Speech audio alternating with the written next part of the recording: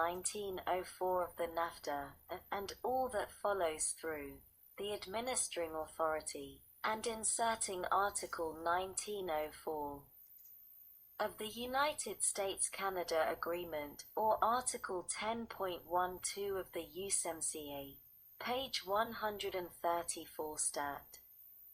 65, or an Extraordinary Challenge Committee, is convened under Annex 1904.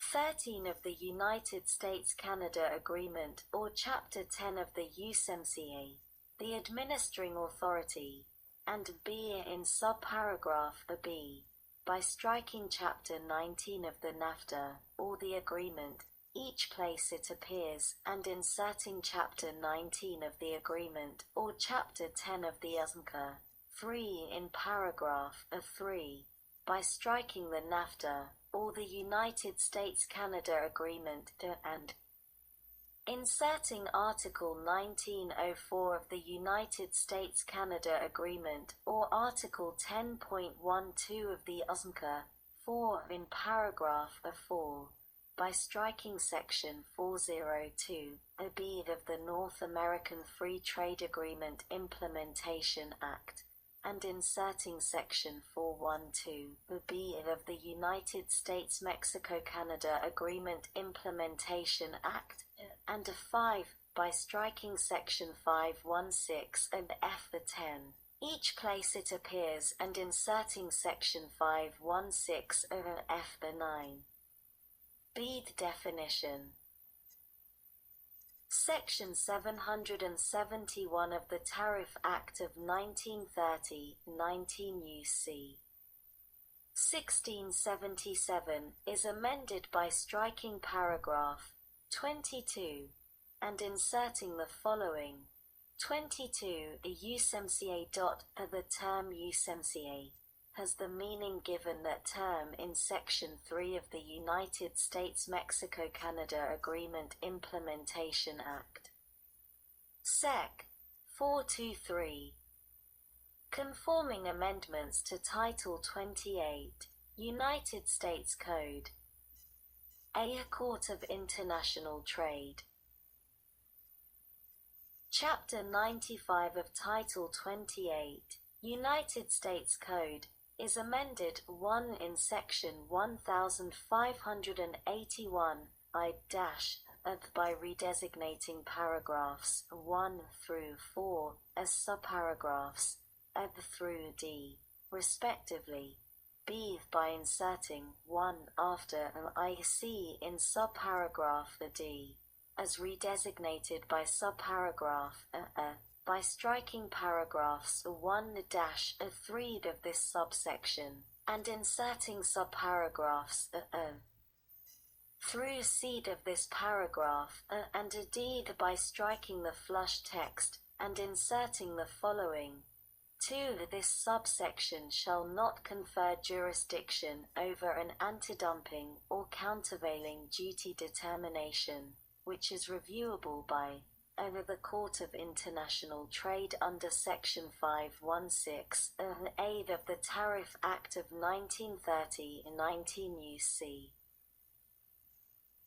1516 A aids or B the binational panel under Section 516 G of the Tariff Act of 1930, 19 U.C. 1516 A G.2 in Section 1584, by striking the section heading, and inserting the following. Sector 1584. Civil actions under the United States-Canada Free Trade Agreement, or the USMCA, and page 134 stat. 66 3 the note. 28 U.S.C. 1581 prec. In the table of sections at the beginning of the chapter, by striking the item relating to Section 1584, and inserting the following. 1584. Civil actions under the United States-Canada Free Trade Agreement, or the USMCA. B. Particular proceedings, Sections 2201A and 2643, c. 5 of Title 28, United States Code, are each amended by striking Section 516(f)(10) and inserting Section 516(f)(9). Subtitle D. General Provisions Sec. Note: 19 U.S.C. 4601.431. Effect of termination of USMCA country status. A. In general, except as provided in subsection B, on the date on which a country ceases to be a USMCA country, the provisions of this title, other than this section, and the amendments made by this title shall cease to have effect with respect to that country. B. Transition provisions. 1. Proceedings regarding protective orders and undertakings. If on the date on which a country ceases to be a USMCA country in investigation or enforcement proceeding concerning the violation of a protective order issued under Section 777(f) of the Tariff Act of 1930, as amended by this title, or an undertaking of the government of that country is pending, the investigation or proceeding shall continue, and sanctions may continue to be imposed, in accordance with the provisions of such Section 777(f), as so amended. 2. Binational Panel and Extraordinary Challenge Committee reviews.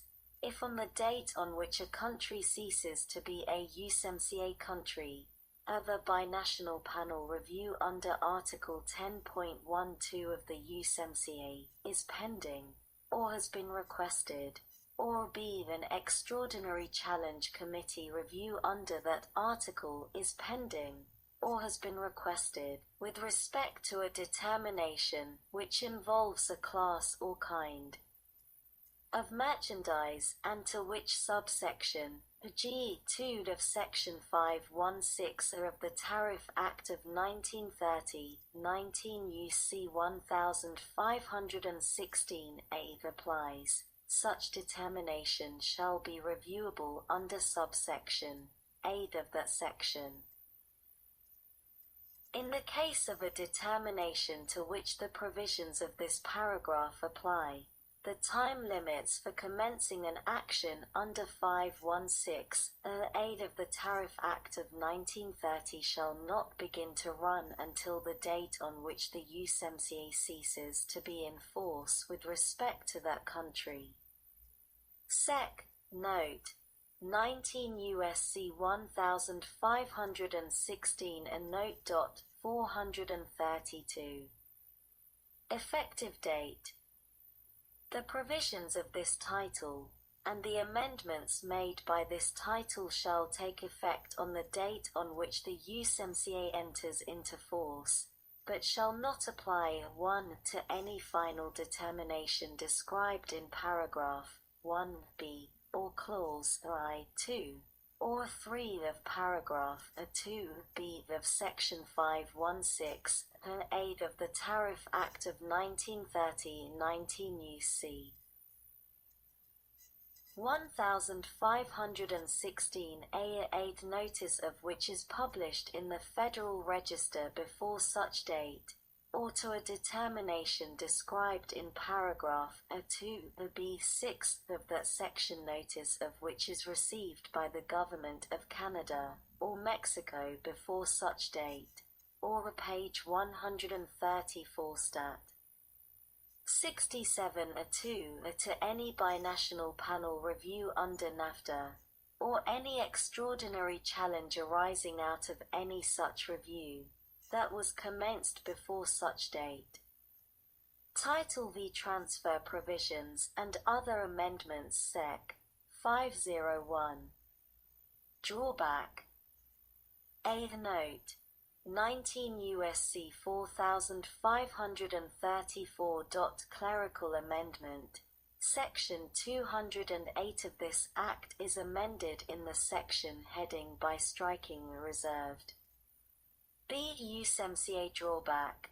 Subsection Aid of Section 203 of the North American Free Trade Agreement Implementation Act and 19 U.C. 3333 is 1. Transferred to Section 208 Note 19 U.S.C. 4534